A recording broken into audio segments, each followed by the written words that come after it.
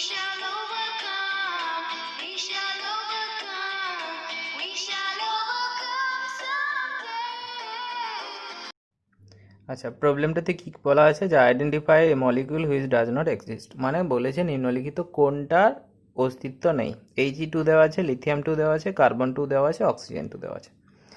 তাহলে হিলিয়াম এবং Ag2 আর lithium 2 এদের ইলেকট্রন বিন্যাস করলে হয় 1s2, আর লিথিয়ামের হয় 2s1, বাইরের কক্ষের ইলেকট্রন বিন্যাস।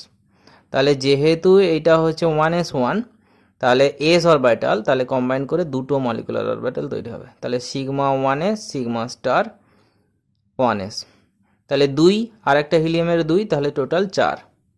তাহলে বন্ড অর্ডার কত হবে? Bond order is equal two 2 - 2/2 means 0।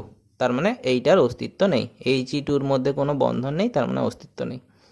এবার আমি লিথিয়াম করব, লিথিয়ামের করলে কি আসবে সেরকমভাবে দুটো, তাহলে সিগমা 1s সিগমা স্টার, এই 2s এলো, তার মানে সিগমা স্টার 2s। তাহলে এর একটা ইলেকট্রন মিনস দুটো ইলেকট্রন হবে, তাহলে বন্ড অর্ডার কত আসবে? 2 - 0/2, তার মানে 1, অর্থাৎ লিথিয়াম একটা বন্ধন এরকমভাবে আছে। আচ্ছা, যদি বলছে কার্বন, তাহলে কার্বনের বাইরের সাইডের ইলেকট্রন বিন্যাস হচ্ছে হিলিয়াম কোর 2s2 2p2। তাহলে এস আর পি মিনস চারটে হয়েছে, চারটে করলে কীরকমভাবে করবে দেখো। তাহলে এটা হলো sigma 2s sigma star 2s পাই 2py পাই 2pz সিগমা 2px, এগুলো স্টার 2py, এরকমভাবে। তাহলে এর টোটাল চারটে, অন্য একটা কার্বনের চারটে, 8টা। তাহলে 1 2 3 4 5 6 7 8 হয়ে গেল। তাহলে বন্ড অর্ডার কত আসবে? বন্ড অর্ডার আসবে 6 - 2/2 ইজ ইকুয়াল টু হচ্ছে 2, অর্থাৎ carbon bond carbon, double bond আছে। তাহলে সেমভাবে তোমার অক্সিজেনের বের করবে, ইলেকট্রন 6 6, তাহলে 12 আসবে। তাহলে 1 2 3 4 5 6 7 8 9 10 11 12। তাহলে বন্ড অর্ডার কত আসবে? মাইনাস হচ্ছে 4/2 সমান হচ্ছে 2, অর্থাৎ অক্সিজেনও ডবল বন্ডও আছে। তার মানে এইটা হচ্ছে He2, অর্থাৎ অপশান 1। ঠিক আছে, বলছে find the solubility of nickel H2O6 in 0.1 NaOH given the solubility, প্রোডাক্টের ভ্যালু দেওয়া আছে, সলিবিলিটি বের করতে বলেছে নিকেল হাইড্রোক্সাইড। তাহলে নিকেল হাইড্রোক্সাইড যদি আয়নাইজেশন করে NaOH2 আয়নাইজেশন যদি করে, তাহলে হচ্ছে নিকেল 2+ আর হচ্ছে OH-, ব্যালেন্স করে নাও, এখানে OH দুটো আছে তাই 2 দিয়ে গুণ করলাম। তাহলে নিকেল হাইড্রোক্সাইডের যদি সলিবিলিটি S ধরি, তাহলে এর S হবে, এর 2 × S হবে, যেহেতু সামনে 2 দিয়ে গুণ করা আছে।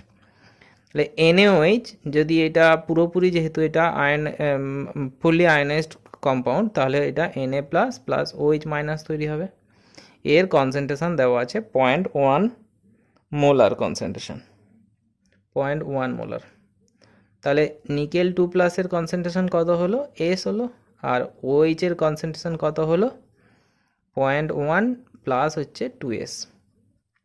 তাহলে KSP সমান আমরা কি জানি, যে নিকেল 2+ আর হচ্ছে OH- এর স্কোয়ার। তাহলে ভ্যালু বসিয়ে দাও, তাহলে S আর এটা হচ্ছে 0.1 প্লাস 2s তার স্কোয়ার। ঠিক আছে, তাহলে এইখানে যেহেতু এখানে 2s এর মানটা অনেকটাই ছোট 0.1-এর তুলনায়, আমি ধরে নিতে পারি এইটার অ্যাপ্রক্সিমেটলি ইজ ইকাল টু, মানে 0.1 প্লাস হচ্ছে 2s approximately is equal two 0.1। তাহলে s ইন্টু 0.1-এর স্কোয়ার কেএসপির ভ্যালু কত দেওয়া আছে? 2 × 10⁻⁻15। তাহলে এইখান থেকে হচ্ছে এস করলে আসছে, মানে 100 দিয়ে গুণ হয়ে যাবে। তাহলে 100 দিয়ে গুণ হয়ে যাচ্ছে মিনস 10 × 10⁻13, মিনস অপশান অ্যান্সার 1-এরটা কারেক্ট। আচ্ছা, এর পরের প্রবলেমটাতে বলা আছে the hydrolysis of sucrose in the given following reaction. সুক্রোজকে হাইড্রোলাইসিস করলে গ্লুকোজ এবং ফ্রুক্টোজ তৈরি হচ্ছে। কে ইকুইলিব্রিয়াম কনস্ট্যান্ট দেওয়া আছে, টির মান দেওয়া আছে এবং ডেলজির মান দেওয়া আছে। তার মানে relation of del G versus হচ্ছে কে এর মধ্যে একটা রিলেশন, ইকুইলিব্রিয়াম কনস্ট্যান্টের মধ্যে একটা রিলেশন আছে যে del G zero is equal to minus R T L N K. এই ফর্মুলাটা জানলে হয়, এটা প্রত্যেকবার রিপিট করে এই ইকুয়েশন খুব ভালো করে মনে রাখবে। ডেল জি সমান হচ্ছে ডেল জি জিরো প্লাস আর টি এল এন কে ইকুইলিব্রিয়াম। যখন কে কে যখন হয়ে যাবে তখন ডেল জি ইকুইলিব্রিয়ামের ক্ষেত্রে ডেল জির মান জিরো, সেই জন্য রিলেশনটা এইটা দাঁড়াচ্ছে। আচ্ছা, এইখানে সব ভ্যালু দেওয়া আছে, দেখো রিলেশন জানলেই অ্যান্সারটা হবে, তোমাকে ক্যালকুলেশন করতে হবে না। অর্থাৎ এখানে অপশান এটার সঙ্গে মিলে যাচ্ছে। অর্থাৎ কী আসবে, 0.8.314 ইন্টু হচ্ছে তাহলে মাইনাস 3.814 ইন্টু হচ্ছে 300 ইন্টু হচ্ছে ln 2 ইন্টু 10⁻13। আচ্ছা দেখো, এই যে প্রবলেমটা দিয়েছে, এই প্রবলেমটা অ্যাকচুয়ালি আমার কমনের বাইরে চলে গেছে, এটা পুরোপুরি ইনফরমেটিভ দিয়ে দিয়েছে। অর্থাৎ পর্যায় সারণী তোমাকে পুরো ভালো রকম জানতে হবে, তবে তুমি এই প্রবলেমটা করতে পারবে। মানে এখন যে ধরনের কোশ্চেন দিচ্ছে পর্যায় সারণী তোমাকে একদম পুরো পর্যায় সারণী প্রত্যেকটা এলিমেন্টকে তোমাকে মনে রাখতে হবে। তো যাই হোক, কোশ্চেন যেহেতু দিয়ে দিয়েছে তাই করলাম। দেখো কি, মেন্ডেলিভিয়ান যেটা তার অ্যাটমিক নাম্বার 101 হয়। 101-এর ইউপ্যাক নাম্বার নামকরণ কি হয়, উন নীল উন ইয়াম। তাহলে এটার সিম্বল কি আসবে, উ নীল উন, তাহলে ইউ এন তারপরে হচ্ছে ইউ। আচ্ছা, এটা হচ্ছে মেন্ডেলিভিয়ামের ক্ষেত্রে, মেন্ডেলিভিয়ান। এরপরে হচ্ছে লরেন্সিয়াম, 103 মৌলটার নাম হচ্ছে 103 অ্যাটমিক নাম্বার সম্পর্কিত। এইটা তাহলে নামকরণ কি হবে, উন নীল ট্রাই ইয়াম। তাহলে এটা কি আসছে, ইউএনটি, ইউএনটি। এটা হচ্ছে লরেন্সিয়াম, লরেন্সিয়াম। এরপর দেওয়া আছে সিবোরজিয়াম, এটার অ্যাটমিক নাম্বার হচ্ছে 106। তাহলে নাম কি হবে, উন নীল হেক্স ইয়াম। তাহলে এইটার সিম্বল কি আসবে, ইউএনএইচ। এটা হচ্ছে সিবোরজিয়াম। 110 মৌলটা অ্যাটমিক নম্বর সম্পর্কিত, এটা হচ্ছে ডার্মস্টাডিয়াম। এইটার 110। তাহলে 110কে আমি কিভাবে বলবো, তাহলে উন উন তারপরে হচ্ছে নীল ইয়াম। তাহলে এটার সিম্বল কি আসবে, U U N, U U N. কিন্তু তোমার অপশানে যেটা দেওয়া আছে ইউ ইউ ইউ, যেটা কিনা সম্ভব নয়। তাহলে এইটা মিলছে না, তার মানে এইটাই হচ্ছে কারেক্ট অ্যান্সার।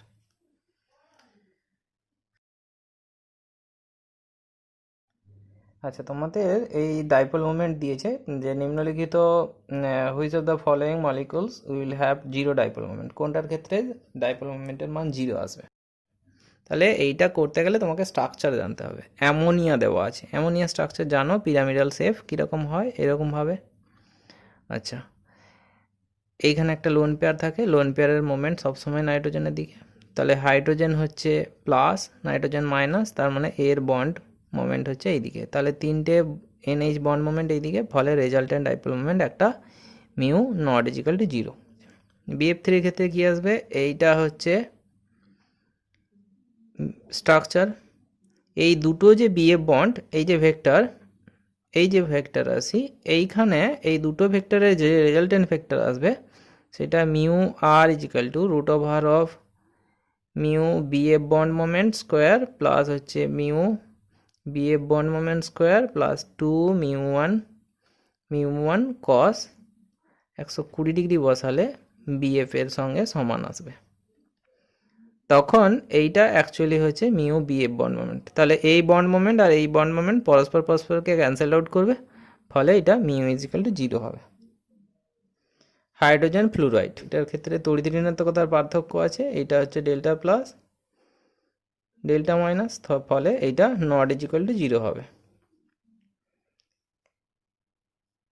কার্বন ডাইঅক্সাইড, তাহলে কার্বন ডবল বন্ড ও ডবল বন্ড ও, তাহলে এইটা হচ্ছে ডেল্টা মাইনাস ডেল্টা প্লাস, এটা ডেল্টা মাইনাস, ফলে এইটার যা বন্ড মোমেন্ট, এইটা পরস্পর বন্ড মোমেন্ট, এই দুটো সিও বন্ড মোমেন্ট আর এই দিকের সিও বন্ড মোমেন্ট পরস্পর যেহেতু সেম আছে, পরস্পর ক্যান্সেল আউট করবে, ফলে মিউ ইজিক্যাল টু জিরো হবে। তাহলে এই অপশানটা হচ্ছে না, যেহেতু এটা zero not equal to zero হচ্ছে, তাহলে দ্বিতীয় অপশানটাও বাদ গেল।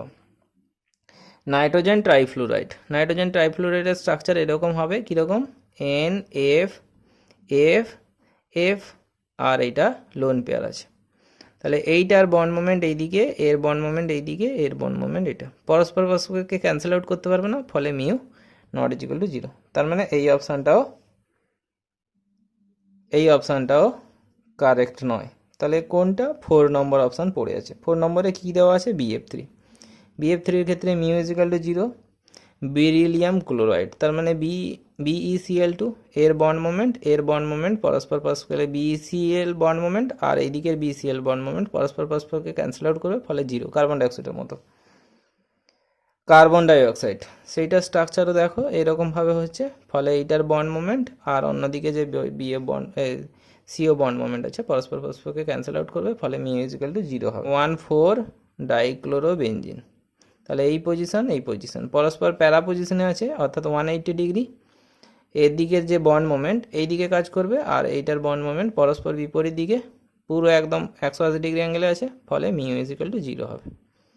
তাহলে এই অপশানটাই হচ্ছে কারেক্ট অ্যান্সার 4। বুঝতে না পারলে ফোন করবে।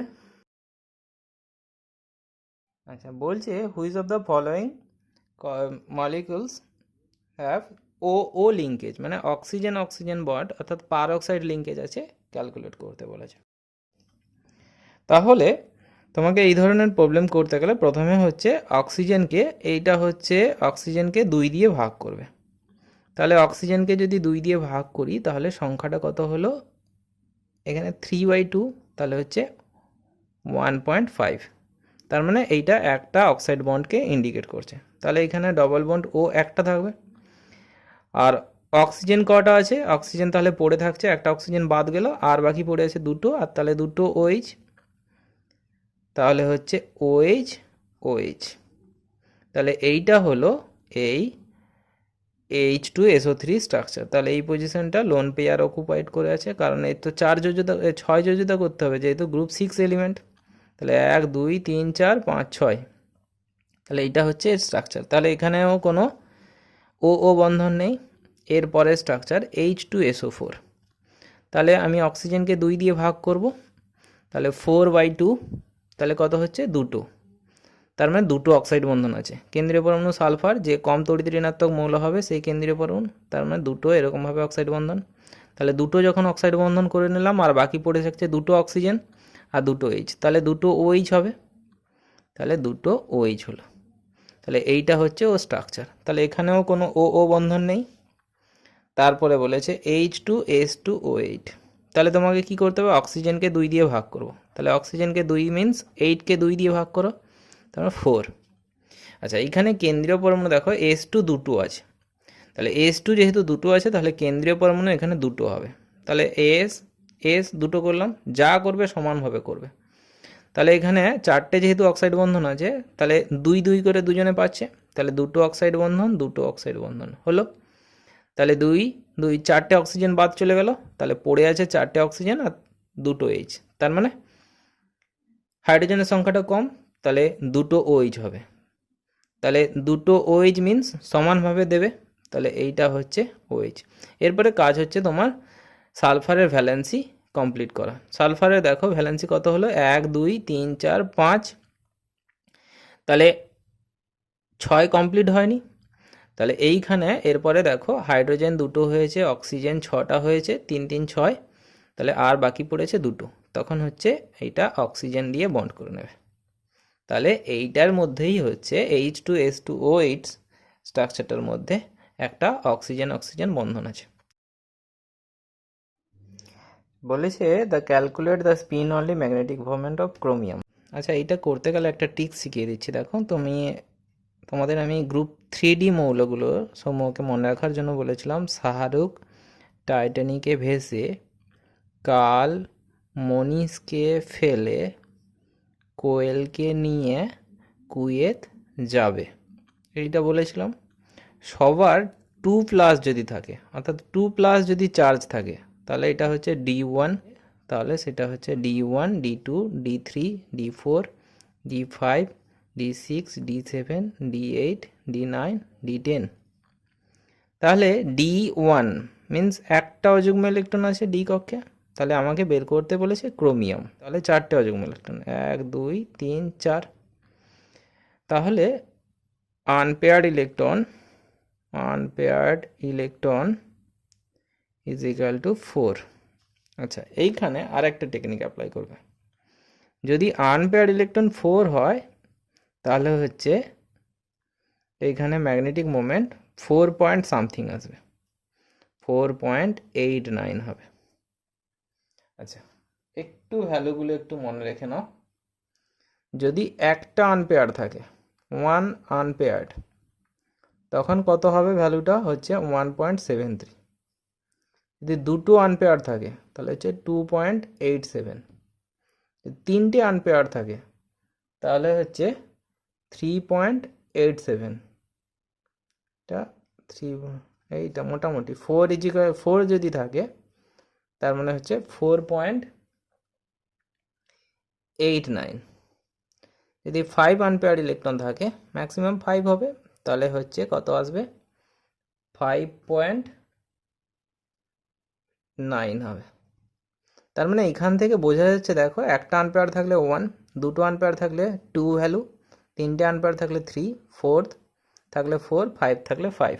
তার মানে এই ভ্যালুগুলো তোমাদের যে অপশানে দেওয়া আছে সেইখান থেকে বুঝতে পেরে যাবে। তাহলে এই ভ্যালুটা তোমাকে একটু মুখস্থ করে নেবে, তাহলেই হয়ে যাবে।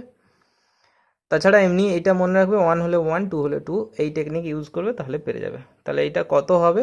তাহলে এটা হচ্ছে অপশান নাম্বার 2, 2টা হচ্ছে কারেক্ট যেহেতু। তাহলে এটা 4.9 বোর ম্যাগনেটন।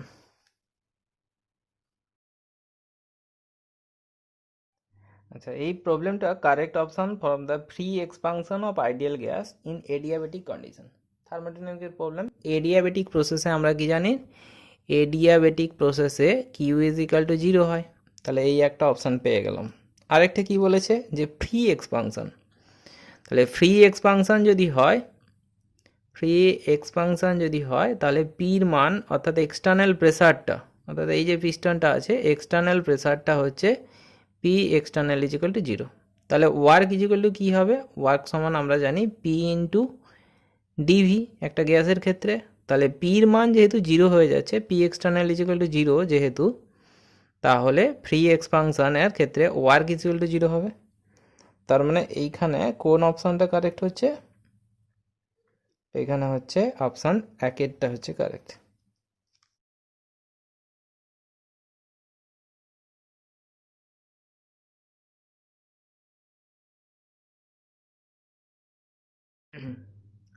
বলছে এ mixture of nitrogen and argon in the cylinder. একটা সিলিন্ডারের মধ্যে নাইট্রোজেন এবং আর্গন গ্যাস আছে, দুটোর গ্যাস কতটা অ্যামাউন্ট আছে বলে দেওয়া আছে এবং তার মলিকুলার ওয়েট বলা আছে। তাহলে প্রথম আমার কাজ হবে, রিলেশনটা হচ্ছে এটা, এই রিলেশনটাকে মনে রাখার ট্রিক্স দেখো। এন অফ নাইট্রোজেন বের করছি, তাহলে N2 মানে মোল ফ্র্যাকশন, N2 হচ্ছে পি। দেখো N2 আছে, N2 আছে, দু জায়গায় হচ্ছে কমন থাকতে হবে, এরকমভাবে মনে রাখবে যে, অর্থাৎ পার্শিয়াল প্রেসার সমান হচ্ছে তার টোটাল প্রেসার, N2 হচ্ছে তার মোল ফ্র্যাকশন। এই হচ্ছে ফর্মুলা। তাহলে এই মোল ফ্র্যাকশন অফ N2 সমান আমি কি লিখতে পারি? Number of moles of N2 by হচ্ছে N1 মিন্স N2 প্লাস হচ্ছে N অফ আর্গন। তাহলে এইগুলো আগে ক্যালকুলেট করে নাও। তাহলে N of argon is equal to কত হবে? তা দেওয়া আছে 8 গ্রাম দেওয়া আছে, 8/40। আর N অফ নাইট্রোজেন কত হবে? কত গ্রাম দেওয়া আছে? 7। তাহলে 7/14 হচ্ছে এইখানে চলে আসবে। তাহলে পার্শিয়াল প্রেসার অফ নাইট্রোজেন বের করতে বলেছে। তাহলে partial pressure of nitrogen means 7/14 by হচ্ছে 7/14 প্লাস 8/40 এটা ক্যালকুলেট করবে ইনটু তার টোটাল প্রেসার দেওয়া আছে 27 বার। এর তো কোনো একক আসবে না, এইটা বার ইউনিটে আসবে। এইটা ক্যালকুলেট করবে, এটা ক্যালকুলেট করলে যেটা হবে সেটা অ্যান্সার। তাহলে হচ্ছে 15 বার, অপশানটা কারেক্ট আসবে।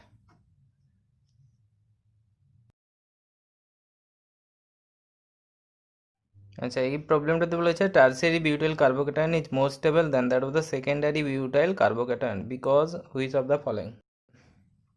তাহলে এইখানে এই যে স্ট্রাকচারটা করেছি, এইখানে কি হয়েছে, এই টার্সিয়ারি বিউটাইল কার্বোক্যাটায়নের মধ্যে 3টে মিথাইল গ্রুপের প্লাস আই এফেক্ট আছে। তাহলে 3+I এফেক্ট।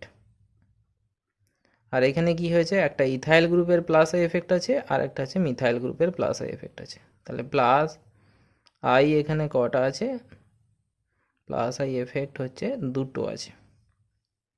আচ্ছা, এখানে হাইপার কনজুগেশন কত হবে, number of hyper conjugation is equal two, দেখো আলফা হাইড্রোজেন যত থাকে তার সঙ্গে এক যোগ করতে হয়। আলফা হাইড্রোজেন এখানে 3, 3, 6, 3, 9, তাহলে hyper number of hyper conjugation is equal two 10। এইটা নাম্বার অফ আলফা হাইড্রোজেন কটা আছে, দুটো, আর এখানে হচ্ছে 3, মিন্স 5টা। তাহলে নাম্বার অফ হাইপার কনজুগেশনস কত হবে, কনজুগেশন ইজ ইকুয়াল টু হবে তাহলে 5 আলফা হাইড্রোজেন 5, এখানে আলফা হাইড্রোজেন 9, তাহলে এখানে নাম্বার অফ হাইপার কনজুগেশন আসবে 6। তাহলে সব সময় দেখো এখানে প্লাস আই এফেক্ট দুটো, প্লাস আই এফেক্ট এখানে 3টে। তাহলে দুটো কারণ দিয়ে বলতে পারি প্লাস আই এফেক্ট যেহেতু বেশি তাহলে স্টেবল, কিন্তু সবসময় ব্যাখ্যা করতে গেলে প্রথমে হচ্ছে রেজোনেন্স এফেক্ট দিয়ে বেশি ব্যাখ্যা করবে, তারপরে হচ্ছে হাইপার কনজুগেশন, তারপরে হচ্ছে প্লাস আই এফেক্ট। তার মানে এইটা যেহেতু নাম্বার অফ হাইপার কনজুগেশন বেশি সেই জন্য বেশি স্টেবল, অর্থাৎ 4 অপশনটা কারেক্ট আসবে, অ্যান্সার 4।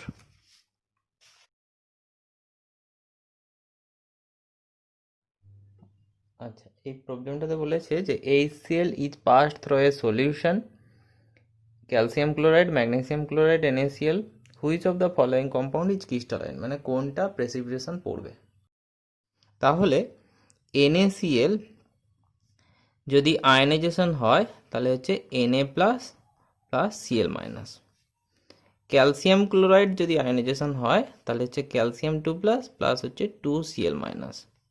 ম্যাগনেসিয়াম ক্লোরাইড যদি আয়নাইজেশন হয় তাহলে হচ্ছে ম্যাগনেসিয়াম 2 প্লাস প্লাস হচ্ছে 2Cl মাইনাস। এরপরে এইটার শর্ত হচ্ছে প্রেসিপিটেশন পড়ার শর্ত হচ্ছে প্রেসিপিটেশন পড়ার শর্ত হলো কি, আয়নিক প্রোডাক্টের ভ্যালু KSP সলিবিলিটি প্রোডাক্টের থেকে বেশি হতে হবে। তার মানে Na plus plus Cl minus এই দুটো আয়নের প্রোডাক্ট গুণফল এইটা KSP থেকে বেশি হতে হবে। তাহলে যখন আমি NaCl আয়নাইজড করছে তাহলে Na প্লাস প্লাস হচ্ছে Cl মাইনাস, আর HCl আয়নাইজেশন করে কি হবে H প্লাস প্লাস হচ্ছে Cl মাইনাস। তাহলে HClটা কি করলো, এক্সট্রা হবে Cl মাইনাসটাকে আয়নটাকে Cl মাইনাস আয়নের গাঢ়ত্বটাকে বাড়িয়ে দিল। তাহলে বাড়িয়ে দিলে কি হবে, Na প্লাস এবং Cl মাইনাসের আয়নের গুণফলের মানটা বাড়বে, মিনস আয়নিক প্রোডাক্টের ভ্যালু বাড়বে। আয়নিক প্রোডাক্টের ভ্যালু বেড়ে যাওয়ার জন্য এইটা NaClই কেবলমাত্র অধঃক্ষেপণ ঘটবে। তাহলে কোশ্চেন হচ্ছে ক্যালসিয়াম ক্লোরাইড বা ম্যাগনেসিয়াম ক্লোরাইডের প্রেসিপিটেশন পড়ছে না কেন, তার কারণ হচ্ছে এদের KSPর ভ্যালু অনেক হাই, 5 বা 6 পয়েন্ট ইন্টু 10⁶ হয়। বুঝতে পারলে ব্যাপারটা, অর্থাৎ এটার অ্যান্সার আসবে অনলি 2।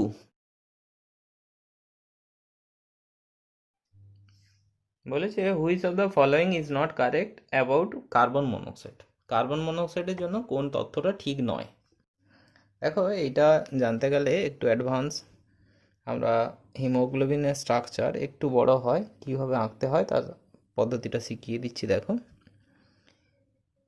প্রথমে এরকম নাইট্রোজেন 4টে নাইট্রোজেন লিখলে নাইট্রোজেনকে কেন্দ্র করে এরকম একটা পাইরোল রিং আঁকবে। এটাকে বলা হয়, এটা হচ্ছে একটা পাইরোল, একটা অর্গানিক বেস। কীভাবে আঁকবে দেখো, এইখানে তাহলে একটা 5 মেম্বার রিং করলে, ঠিক আছে, 5 মেম্বার রিং করলে খুব ভালো করে দেখবে, স্ট্রাকচারটা অনেক বড় স্ট্রাকচার। তোমাদের পক্ষে খুব জিনিসটা সহজভাবে দেখিয়ে দিচ্ছি। এইটা হচ্ছে 4টে এরকমভাবে পাইলট রিংয়ের মতো আঁকলে, প্রত্যেকটা 2 পজিশন থেকে একটা সিএইচ বন্ড দিয়ে লিঙ্ক করবে। তাহলে এইখানে এইটা 2 নম্বর পজিশন থেকে, নাইট্রোজেন থেকে 2nd নম্বর পজিশন থেকে প্রত্যেকটা লিঙ্ক করবে।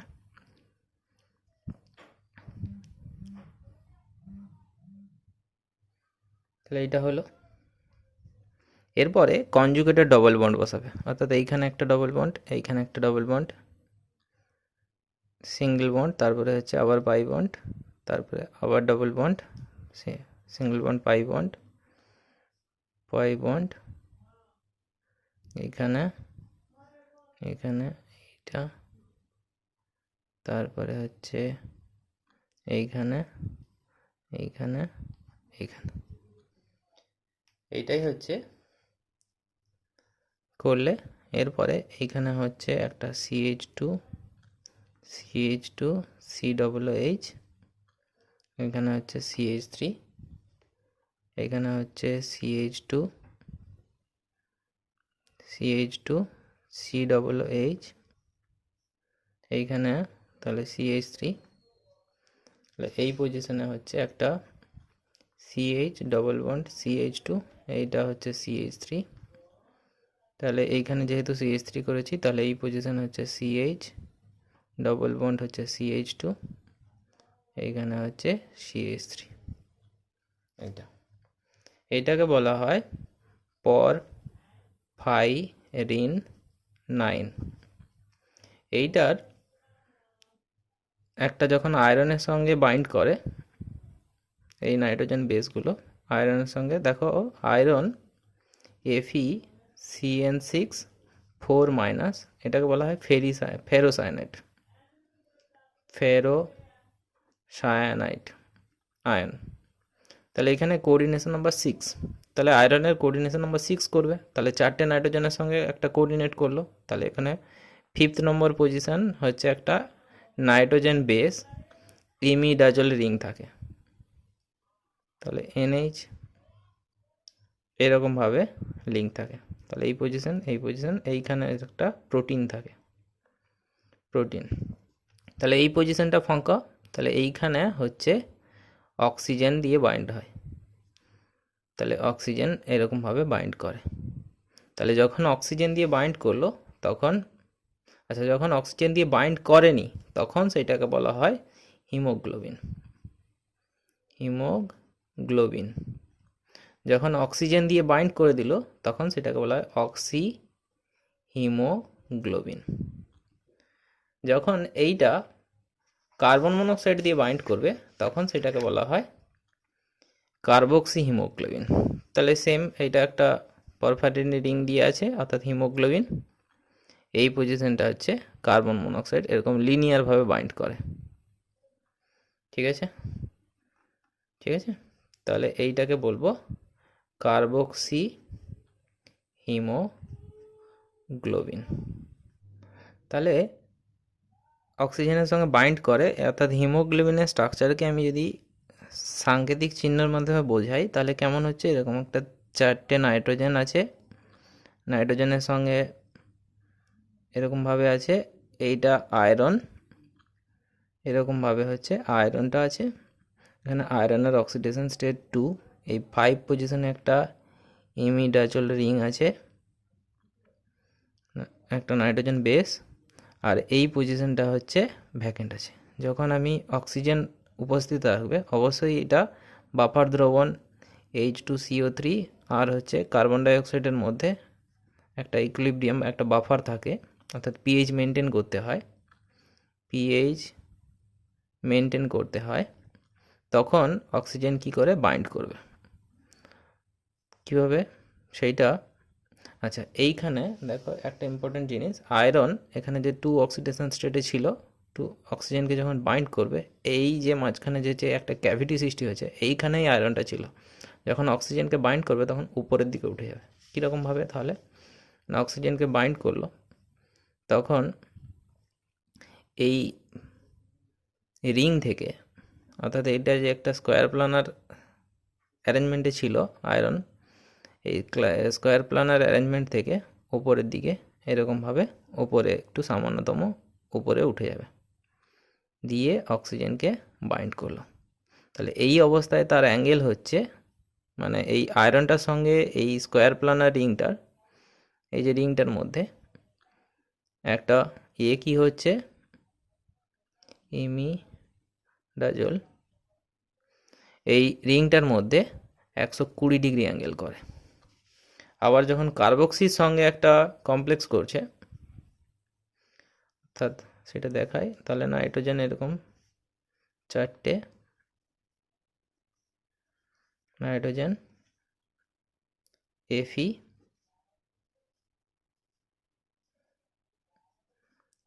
ইমিডাজোল, এই পজিশনে যখন একটা কার্বন মনোক্সাইডের সঙ্গে বাইন্ড করলো, তখন হচ্ছে এরকম লিনিয়ারভাবে, অর্থাৎ এইটার সঙ্গে স্কোয়ার প্লানারের মধ্যে অ্যাঙ্গেল আসবে 90 degree.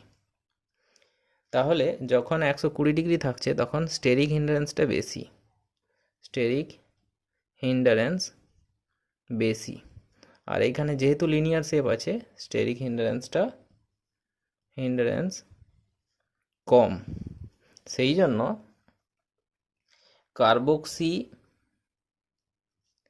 Carboxy haemoglobin formation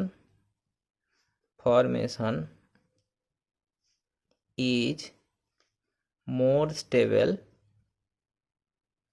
than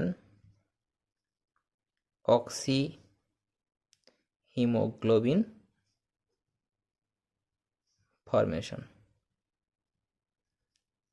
experimentally দেখা গেছে, experimentally found that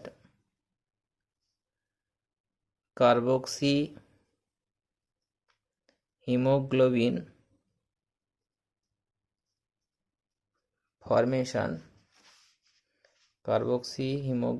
formation is 25,000 times faster than oxyhemoglobin formation. আরেকটা ইম্পর্টেন্ট জিনিস হচ্ছে, এখানে আয়রন 2 ছিল, এখানেও আয়রন 2 আছে, কিন্তু এই অবস্থায় এর কালার ছিল রেড, কিন্তু যখন অক্সিজেনকে বাইন্ড করে তখন তার কালার হয়ে যায় ব্লু। তাহলে তার অক্সিডেশন নাম্বার কোনো চেঞ্জ হলো না। কিন্তু যদি বাইরে চলে আসে, অর্থাৎ এইটা যদি Fe এরকমভাবে যে নাইট্রোজেন বেসকে করেছিল, অর্থাৎ অক্সি হিমোগ্লোবিন ছিল, সেটা বায়ুর উপস্থিতি, অর্থাৎ বাইরে যদি চলে আসে, তখন এই অক্সিডেশন হয়ে যাবে। তখন আয়রন থেকে আয়রন 3 অক্সিডেশন স্টেট চলে আসবে, সেটাকে বলা হয় হিমাটিন। খুব ভালো জিনিস এইটা। প্রথমে তাহলে এই +3 অক্সিডেশন স্টেট, তারপরে আবার আয়রন 4 অক্সিডেশন স্টেটে চলে আসে, এটা কিনা একটা বিষাক্ত পদার্থ তৈরি হয়ে যায়। এই হচ্ছে ব্যাপার, এটা জানবে। তার মানে হিমোগ্লোবিনে থাকাকালীন আয়রনের অক্সিডেশন স্টেট 2, সেই অবস্থায় কালার হচ্ছে তার রেড, কিন্তু যখন অক্সিজেনকে বাইন্ড করে তখন সে অ্যাবভ দ্য প্লেনে উপরের দিকে উঠে যায় এবং তার কালার হয় ব্লু। যখন এইটা ভেনের বাইরে, শিরার বাইরে চলে আসে, তখন বায়ুর উপস্থিতিতে জারিত হয়ে O2 উৎপন্ন করে, হিমাটিন উৎপন্ন করে। সেই জন্য এইটা কালো হয়ে যায়। আর একটা জিনিস হচ্ছে, এখানে যে কোশ্চেনটা দিয়েছে, তাহলে হচ্ছে অক্সি হিমোগ্লোবিন ফরমেশন হয়, এটা অক্সিজেনের ক্যারিংটাকে, ব্লাড ক্যারিটাকে রিডিউস করে দেয়। তৃতীয় নম্বর অপশানে যেটা বলেছে, oxy haemoglobin is less stable, oxy haemoglobin is more stable. তাহলে এই পয়েন্টটা কারেক্ট।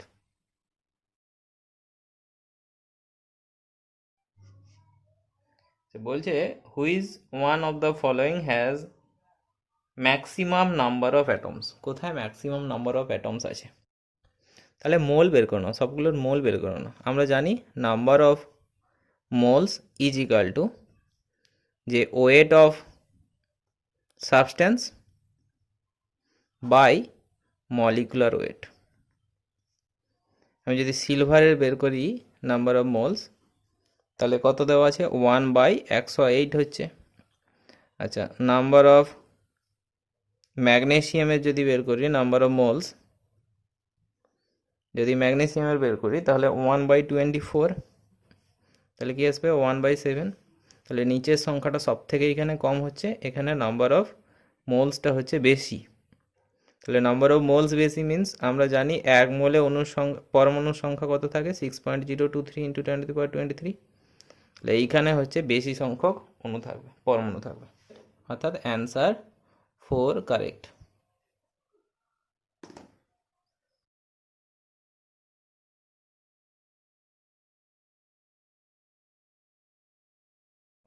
এইটার হচ্ছে number of protons, neutrons and electron বের করতে বলেছে।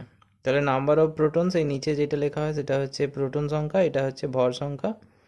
তাহলে হচ্ছে প্রোটন সংখ্যা হচ্ছে 71, যতগুলো নাম্বার অফ প্রোটন থাকে ইলেকট্রনও তাহলে 71 হবে। আমরা জানি যে মাস নাম্বার এটাকে জেড দ্বারা, জেড সমান হচ্ছে টোটাল প্রোটন প্লাস নিউট্রন। তাহলে এখানে নিউট্রন ইজিক্যাল টু কত আসবে, মাস নাম্বার অর্থাৎ জেড মাইনাস হচ্ছে পি। তাহলে 175 - 71 করলে আসবে 14, অর্থাৎ অপশান এরটা হচ্ছে কারেক্ট। 71 104 অ্যান্ড হচ্ছে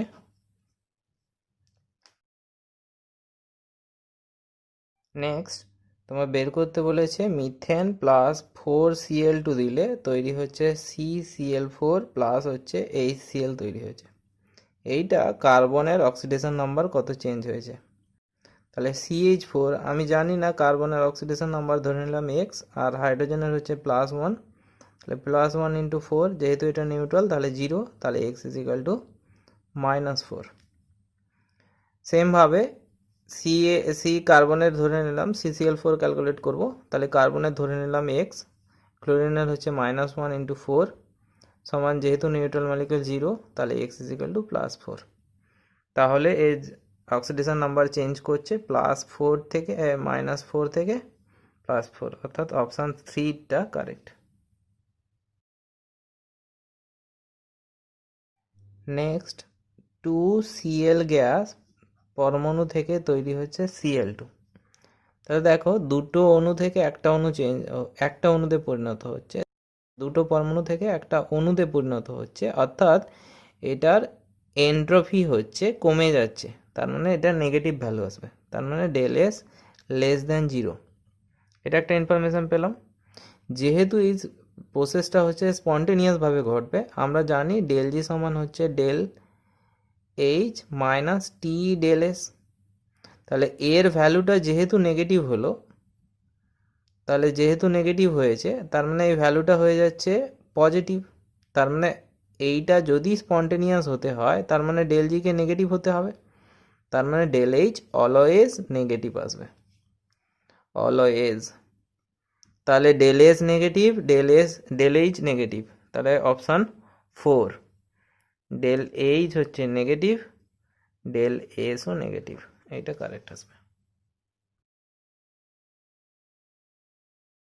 নেক্সট প্রবলেমটাতে দেওয়া আছে কিছুগুলো অক্সাইড দেওয়া আছে, অক্সাইডগুলো হচ্ছে CO দেওয়া আছে, BaO দেওয়া আছে, আর হচ্ছে Al2O3 দেওয়া আছে, Cl2O7 দেওয়া আছে।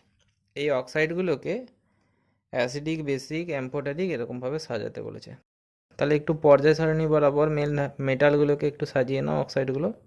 তাহলে BaO, তারপরে কি আসবে Al2O3, তারপরে কি আসবে CO, তারপরে হচ্ছে Cl2O7।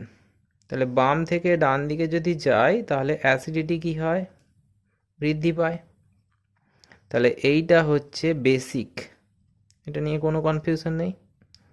আচ্ছা, এইটা তাহলে অ্যাসিড, তাহলে এই মাঝেরটা এটা কি আসবে? অ্যাসিডও নয় বেসিকও নয়, তার মানে অ্যাম্ফোটারিক, ফোটারিক, PHOTRIC। তাহলে এটা কি? এটা হচ্ছে নিউট্রাল। তাহলে এরকম অপশান কোথায় আছে? অপশান 2টা হচ্ছে কারেক্ট আসবে, কারেক্ট অ্যান্সার। আচ্ছা, প্রবলেমটাতে বলা আছে an alkene on ozonolysis gives methanol, অর্থাৎ মিথানল কোনটার ক্ষেত্রে প্রোডাক্টটা তৈরি করবে? আচ্ছা, কম্পাউন্ড ফার্স্ট যেটা দেওয়া আছে, একটু ওজোনোলিসিস বিক্রিয়াটা দেখো। ফার্স্ট এক্সাম্পলটা থেকে দেখিয়ে দিচ্ছি যে CH double bond CH CH3। ওজোনোলিসিস বিক্রিয়াটাকে এইভাবে মনে রাখবে, ট্রিক্সটা হচ্ছে এইরকমভাবে মনে রাখবে। ওজন অর্থাৎ এটাতে যদি O3 দেওয়া হয়, O3Zn H2O দেওয়া হয়, এই ডবল বন্ডটা ভাঙবে, একটা করে O যোগ করবে। তার মানে কম্পাউন্ডটা কি হচ্ছে? Double bond O, sorry CH double bond O, এইখানে আর একটা হচ্ছে CH3 CHO। আচ্ছা, নেক্সট কম্পাউন্ড কি দেওয়া আছে? Cyclohexane ring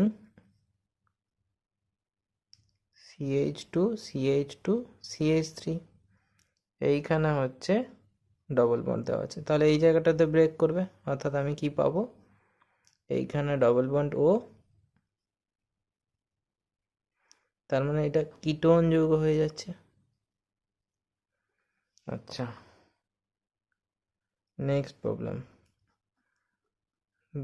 cyclohexane ring CH2 CH double bond CH2। তাহলে তুমি এই জায়গাতে ডবল বন্ড খুলবে, তাহলে benzene cyclohexane ring CH2 CH double bond O, আর একটা CH2 ডবল বন্ড O, তার মানে এইটা হচ্ছে HCHO। এইটা একটা কার্বন আছে, তার মানে এইটাই হচ্ছে মিথানল। এইখানেই আমি মিথানল পাবো।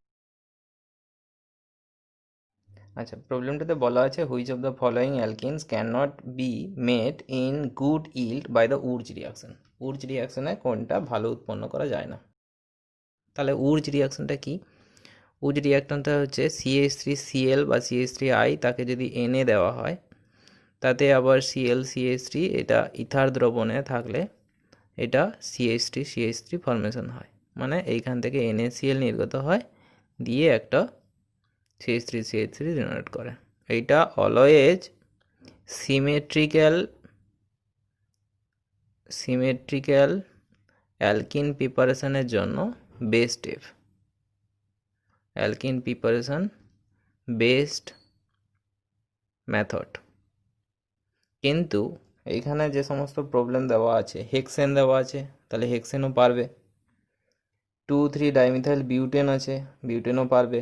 হেপটেন, আচ্ছা এটা অ্যান্সার তাহলে কি হবে? অ্যান্সার আসবে হেপটেন, যেহেতু এটা আনসিমেট্রিক্যালি অ্যালকিন, অর্থাৎ 3এরটা কারেক্ট। যে প্রবলেমটাতে বলা আছে for which of the following Bohr models is not valid, মানে নিম্নলিখিত কোনটার মধ্যে বোর মডেলটা প্রযোজ্য হয়? আমি পড়ানোর সময় বলেছি যে হাইড্রোজেন বা হাইড্রোজেন লাইক অ্যাটম, অর্থাৎ বাইরের কক্ষে যদি একটা ইলেকট্রন থাকে তার জন্য বোর মডেলটা প্রযোজ্য। তাহলে নিয়নে যেহেতু একাধিক ইলেকট্রন আছে, সেই জন্য নিয়নের ক্ষেত্রে এইটা প্রযোজ্য হবে না। ম্যাথ ও ফিজিক্সের কোনো সমস্যা হলে তোমরা আমার নিচে ডেসক্রিপশন বক্সে লিঙ্ক দেওয়া আছে, তোমরা যোগাযোগ করে নেবে। এই চ্যানেলটা খুলে যদি তোমাদের কোনো উপকার করে থাকি বলে মনে হয়, তাহলে অ্যাকচুয়াল কনসেপ্ট অফ কেমিস্ট্রিকে সাবস্ক্রাইব করবে, লাইক এবং কমেন্ট করে জানাবে কেমন হলো। Thank you.